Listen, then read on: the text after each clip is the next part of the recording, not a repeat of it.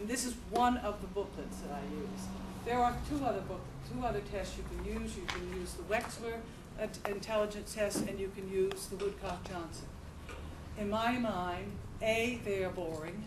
B, they test the child till the child is frustrated because they have to miss 7 out of 10 things, and they are bored too. This is a test which I go back to teachers all the time and say, okay, I've done the Peabody, I got the child who scored at 5 years, 2 months in reading. What do you get when you score them in class? The test is accurate, so I'm not going to throw it away, and I'm going to continue to use it because it's fun. When the children come to my office, I'm throwing things around also, they have a good time.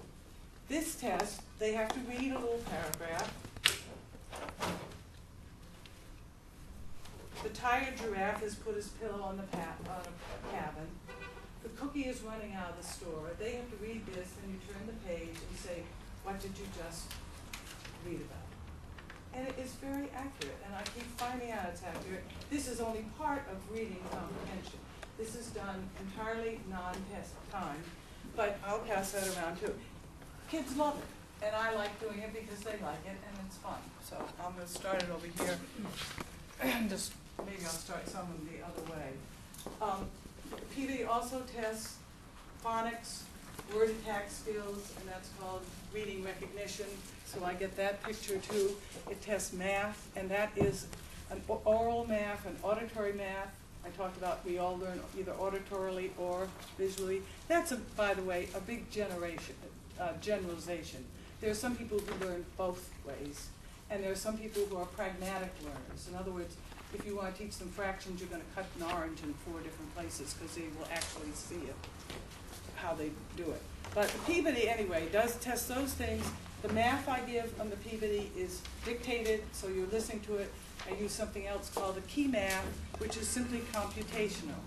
And so they are using their eyes to use it, not to listen to me. And one thing I learned the other day was a little boy doing the key math for me, and I give them scrap paper to use it. And I looked at his scrap paper. He got so many wrong on the computation, and I looked at his scrap paper, and there was the answer. He had been taught to do addition and multiplication in 3 different methods. He didn't have the slightest notion on how to do this. This is a 4th grade boy. He just was lost. So I can call the teacher up and say, please teach him just one way, a simple, straightforward way of doing math, so he gets it. Right now, he is absolutely baffled about it. So, anyway, so that I mentioned all the ones I use. The Dallas, key math, I ask for a writing sample. A writing sample you do on a plain piece of paper, and you can tell children who have some kind of learning issues about space and excuse me, and perceptual problems, because their writing will go downhill. They will miss putting in periods. They will miss putting in letters. It's also interesting the subject they do like to write about. I'm always intrigued by that.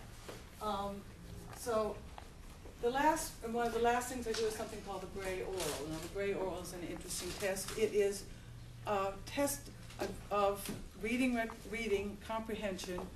It is you get a score for rate, how fast you read, a score for accuracy, and then I ask you 5 questions so I get a score for computation. The other day I tested a high school boy who was looking to get into the SATs, something I'm going to talk about in a minute. If I don't remember these things, to remind me that I said I was going to do that. He scored in the rate 9%. He scored in comprehension 65%. What does that say to you? For him to understand what he has read, this is a smart child. It took him an awful lot of time. And this is when we get talking about giving accommodations to children in school and in the standardized tests. Why do we do it? He is a smart child, high IQ, but he is a slow processor, and there are some legitimate slow processors. And that 9% and the other jump right out at you. So that takes care of achievement testing. The other part of the testing I do is called processing. Is how does information get into our heads? Visual motor integration, visual memory, auditory memory, et cetera, et cetera. How how do we learn, essentially. And I use several different tests. One is called the Woodcock-Johnson. Somewhere I have the sheet for that. I thought I brought it. Maybe I didn't. Maybe I've already passed it around. It may be part of what I passed around here. But it is a test that tests those various things. It has about 4 or 5 tests that are fluency tests. So that's how fast you can do things. And they will back up the written tests that I've done, shown you the coding and the symbol search. There's one where they simply have to go through and look at numbers, and they have to circle 2 numbers that look alike. A lot of them get it absolutely correct, but it takes them an awful lot of time. And so that's something that needs to be explained to their teachers, to the school, and the child themselves has to accept themselves. And that's something I will talk about in a minute also. Now, not everybody that I have seen does psychological testing as part of a psychoeducational battery of testing. I believe that a child is a whole child. If the cat dies, if Uncle Juan is passed away, if the parents are separated, this child is not going to be doing well in school, my guess is. And what I do, I call a teacher and I'll say, some teachers are very wonderful and understand. But his parents are separated. He's now commuting back and forth with his backpack at one house one day, another house another way. Well, he's still not doing his homework. No kidding. How can he possibly concentrate? If someone is talking to me about something else and then someone else calls, I don't remember what their phone number is or anything. You can't remember these things. And we're expecting children to go through all these psychological things and still do well in school. Impossible. So what I do are some simple kind of things that, oh, I've skipped ahead a minute. Well, I'll go back to this. I want to show you some pictures that I ask children to draw, because to me this is one of the more interesting things. These just throwing things around.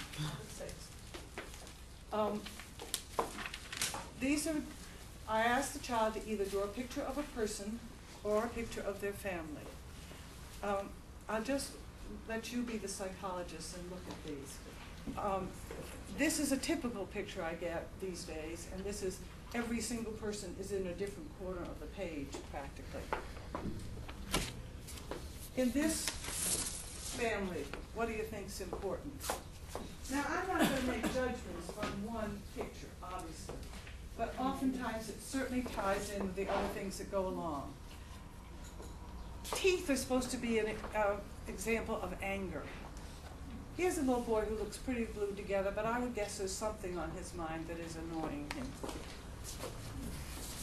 Here's a little boy whose life is out of control. Look at his arms, and he has no feet.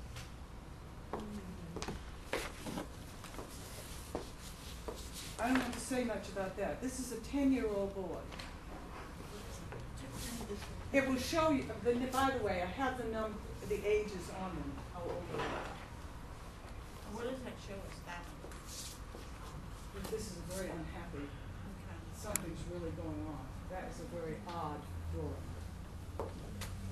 How would I look at this and know that there's something wrong? I mean, yes, it is kind of crazy. Yes, you can. I wouldn't make one judgment on that, but it certainly would leap out as me as a very odd. I have 30 years of looking at pictures that children have drawn, and 30 years of knowing how people react to certain things. That is a very unusual drawing. This is a 16-year-old male.